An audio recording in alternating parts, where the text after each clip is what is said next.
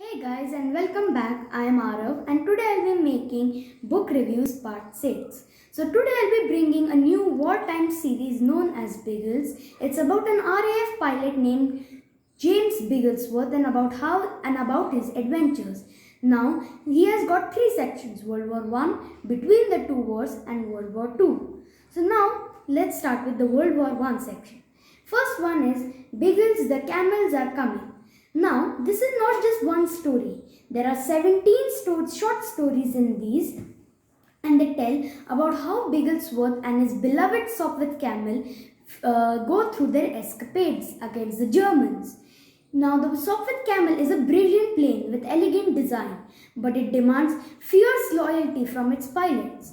Will Bigglesworth and his loyal Sopwith camel make it through the war and go against the Germans?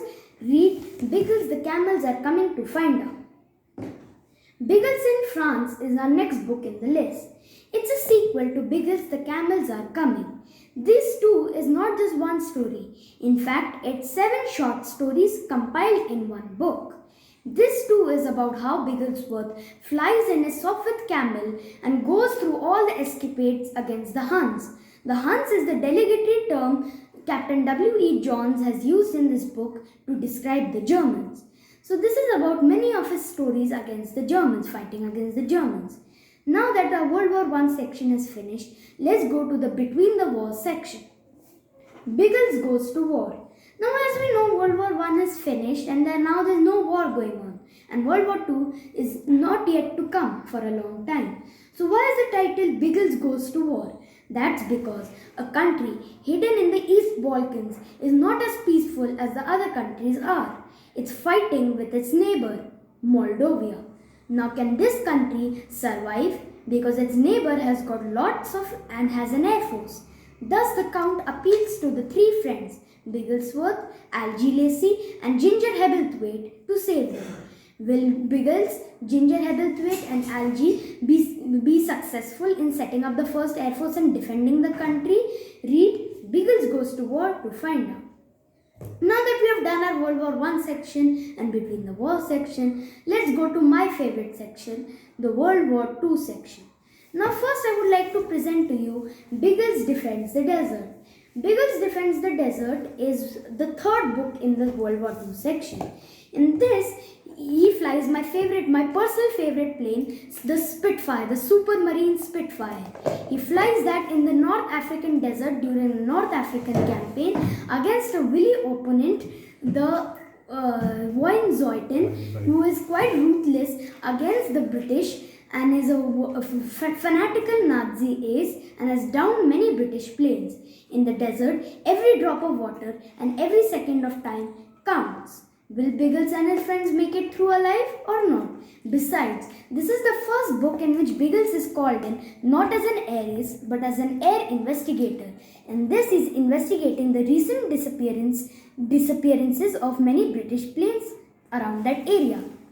Next we come on to Biggles Delivers the Good. Now as you can see, Biggles Defends the Desert was against the Germans and Biggles Delivers the Goods is against the Japanese.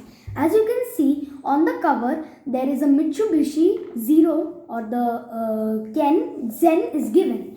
Now in this book, Biggles has a task. He and his friends need to run an underground commando operation. They need to deliver about 10,000 to 50,000 tons of liquid rubber to Britain that can be used in the war efforts against Germany and the Japanese Imperial Empire. But however, the Japanese are wily and they know that Biggles and his friends are already here. But it'll take some time to find them. In the remaining 48 hours, will Biggles and his friends be able to export all the 50,000 tons to India and will they be able to get out safely or will they be caught by the Japanese? Read Biggles Delivers the Good, one of the most thrilling wartime story book I've ever read. Now, if you read these books, you must have realized that Captain W.E. Johns has got lots of experience related to wartime subjects. That's because he himself was a World War I fighter ace with 17 kills under his belt. Thus, I'm sure you will all, for all the World War One and for all the World War Two buffs out there, and all those who like reading wartime stories, I would thoroughly suggest all these books. I found them very enjoyable and extremely thrilling. They keep my nails biting. I need to keep biting my nails every page I read. It's certainly a page turner, and I hope you enjoy them. Thank you.